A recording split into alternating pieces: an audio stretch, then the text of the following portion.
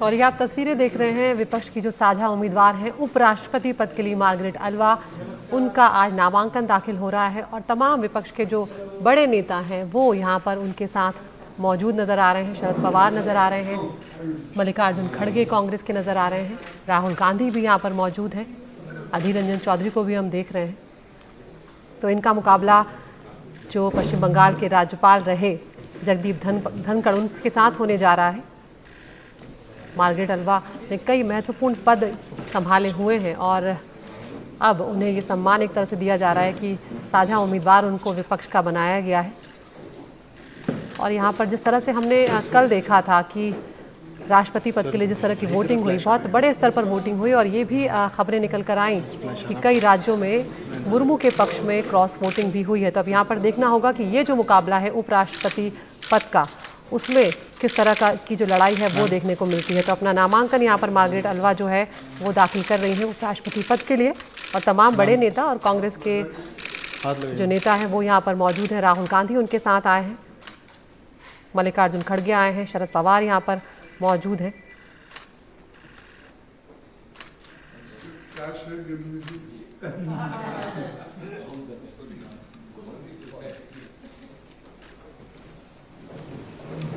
आज उपराष्ट्रपति पद का जो चुनाव है उसके लिए नामांकन का आखिरी दिन है और इसमें आज मार्गरेट अल्वा जो है अपना नामांकन दाखिल कर रही हैं। कल ही एनडीए के जो उम्मीदवार हैं जगदीप धनखड़, उन्होंने अपना नामांकन दाखिल किया था।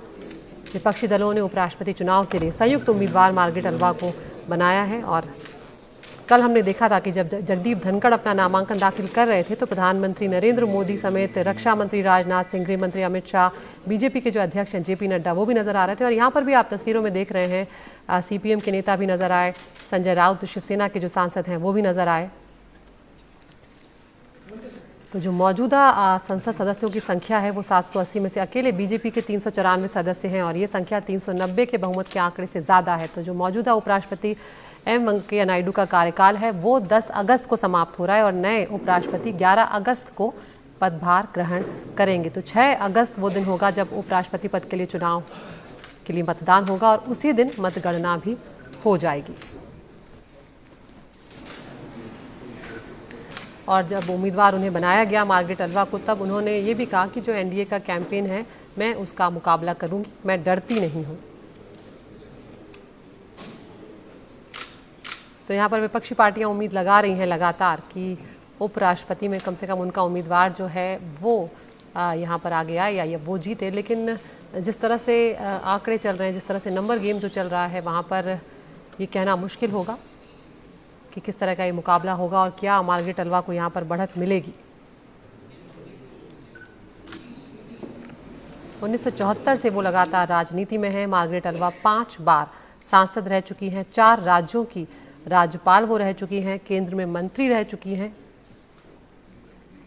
ईसाई वो हैं, अल्पसंख्यक हैं। तो ऐसे में यहाँ पर विपक्ष को कहीं ना कहीं लगता है कि जो बातें द्रौपदी मुर्मू के पक्ष में जा रही थी, उनका महिला होना, उनका आदिवासी समाज से होना, तो ऐसे में कहीं ना कहीं विपक्ष की उम्मीद लगाए बैठा है कि मार्गरेट अल्वा को उम्मीदवार बनाए जाने से शायद ज़्यादातर वोट जो है वो उनके पक्ष में यहाँ पर आएंगे। तस्वीरें आप देख रहे हैं, नामांकन दाखिल किया है मार्गरेट अल्वा ने और तमाम विपक्षी सांसद जो हैं वो यहाँ पर उनका साथ देते हुए उनके साथ नामांकन दाखिल करने के लिए मौजूद हैं।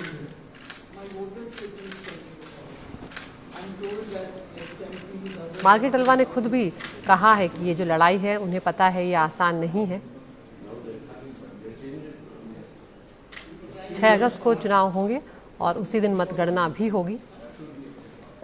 और जब उपराष्ट्रपति पद का उम्मीदवार उन्हें घोषित किया गया था तब खुद शरद पवार ने इस बात का ऐलान किया था कि विपक्ष की साझा उम्मीदवार वो होंगी।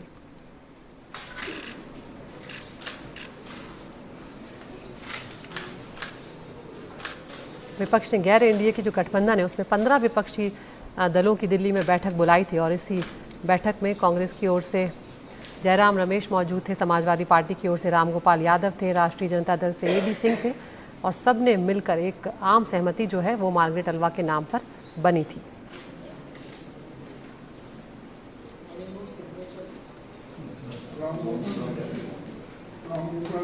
तो विपक्ष जानता है यहाँ पर कि उनकी लड़ाई यहाँ पर आसान नहीं है, खासकर आंकड़ों की अगर बात करें। लेकिन कोशिश विपक्ष की यही है कि यहाँ पर एक महिला उम्मीदवार को उन्होंने सामने लाए हैं उपराष्ट्रपति के पद के लिए, तो शायद आंकड़े उनके पक्ष में आए। एनडीए की तरफ से जगदीप धनखड़ जो हैं वो उम्मीदवार हैं।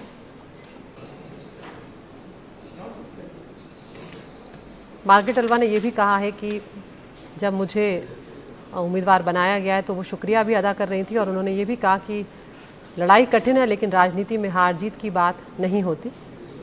और हमारे साथ हमारे मैनेजिंग एडिटर मनोरंजन भारती भी जुड़ रहे हैं। मनोरंजन, यहाँ पर जिस तरह से जो बातें द्रौपदी मुर्मू के पक्ष में जा रही थी कि एक महिला उम्मीदवार थी, आदिवासी समाज से वो आती हैं, तो कहीं ना कहीं विपक्ष ये उम्मीद लगाए बैठा होगा कि ये भी अल्पसंख्यक हैं, ईसाई समुदाय से आती हैं, महिला हैं, तो शायद मार्गरेट अल्वा जो हैं उनको मौका मिले या उनको जीत मिले। लेकिन क्या आंकड़े क्या कुछ कहते हैं मनोरंजन? एनडीए के पास है और उनके पास तो हाउस में आप कह सकते हैं कि बहुमत है, बाकी दल भी उनके हैं। तो ऐसे में ये एक सिंबॉलिक फाइट है, और जैसा कि मार्गरेट अल्वा ने कहा है कि हार जीत उतना मायने नहीं रखता है जितना कि इसलिए विपक्ष की उम्मीदवार है और काफी एक्सपीरियंस है, उनको मालूम है कि उनको जीत तो नहीं मिलेगी, लेकिन चूंकि विपक्ष ने उनको एक वाइस प्रेसिडेंट का कैंडिडेट बनाया है तो इस लिहाज से वो एक फाइट जो है देने की कोशिश कर रही है। लेकिन ये तो आप सर्टेनली मानेंगे कि नंबर्स नहीं है कांग्रेस कैंडिडेट या विपक्ष के कैंडिडेट के पास। बिल्कुल, तो यहाँ पर हम तस्वीरों में ये देख रहे हैं, लेकिन जिस तरह से कल हमने देखा था मनोरंजन, जगदीप धनखड़ के लिए जब वो नामांकन दाखिल कर रहे थे तो खुद प्रधानमंत्री, गृह मंत्री अमित शाह, रक्षा मंत्री राजनाथ सिंह, अध्यक्ष बीजेपी के जेपी नड्डा, वो सब मौजूद थे। और यहाँ पर विपक्षी एकजुटता जो है वो साफ तौर पर दिखाई दे रही है, कम से कम नामांकन दाखिल करते वक्त। निश्चित रूप से जब धनखड़ साहब ने जब नॉमिनेशन फाइल किया तो पूरा एनडीए जो था उनके साथ खड़ा था, प्रधानमंत्री खुद थे, बीजेपी के अध्यक्ष भी वहां पे थे। तो एक जो सरकार के पक्ष का जो कैंडिडेट होता है, निश्चित रूप से पूरा ये नंबर गेम का खेल है, और इस नंबर गेम में विपक्ष है। बिल्कुल, तो 5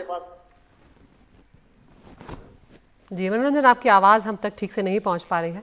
तो जिस तरह से मनोरंजन कह रहे हैं वही बात जो जाहिर है कि ये पूरा नंबर गेम का खेल है। और यहाँ पर जिस तरह से यशवंत सिन्हा कल कह रहे थे कि अंतरात्मा की आवाज़ सुनने की मैं अपील करूंगा, क्योंकि ये सीक्रेट बैलेट है, तो यहाँ पर जब पार्टी लाइन पर आप जुड़ते हैं, पार्टी लाइन पर चलते हैं, तो उस हिसाब से जब मतदान होता है तो हार जीत जो है वो नंबरों के साथ साफ तौर पर नजर आ रही होती है। और यहाँ पर भी वही स्थिति है जो द्रौपदी मुर्मू के पक्ष में जिस तरह से नजर आ रहे थे, यहाँ भी एनडीए के जो उम्मीदवार हैं उनका पलड़ा भारी है।